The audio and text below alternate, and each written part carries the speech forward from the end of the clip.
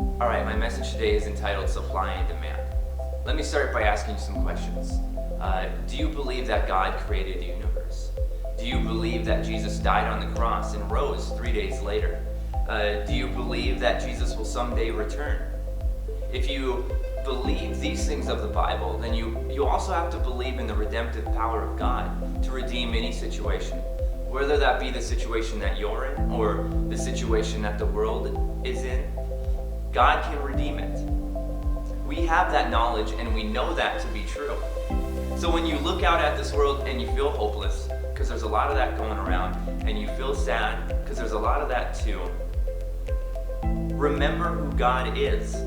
What is happening now in this world is inconsequential compared to what God has fixed before and what He will fix in the future. And we have that knowledge and we know that to be true.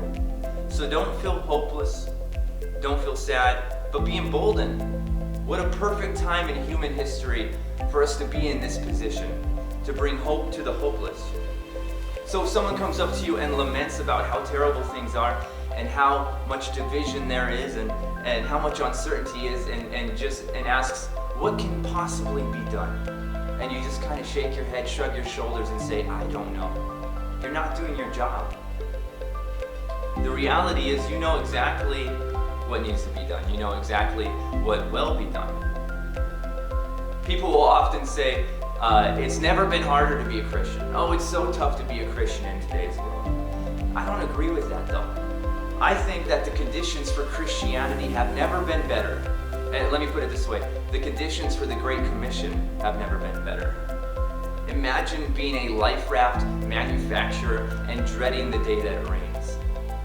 You see, there is a wave of hopelessness rushing throughout this world right now, and you have exactly what people need to weather this storm. You have the knowledge that people need to survive. In John 14:27, Jesus says, "Peace I leave with you, my peace I give you. I do not give to you as the world gives. Do not let your hearts be troubled and do not be afraid."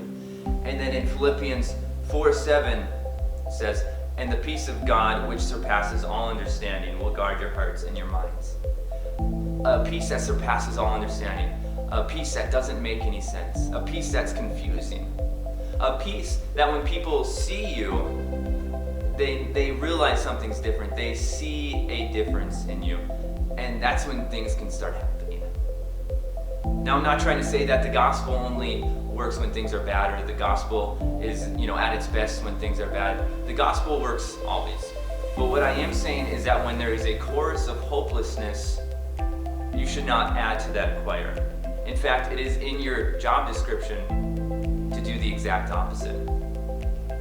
And I'm not trying to minimize anyone's situation. I'm only trying to maximize God.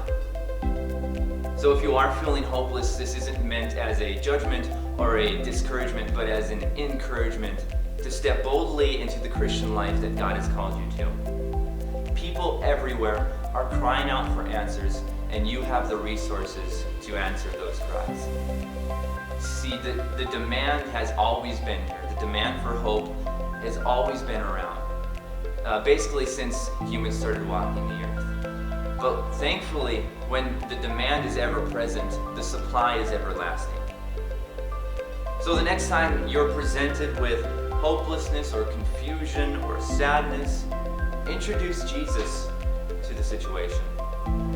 You know the ending, you have the knowledge, and it is your job to guide people towards that.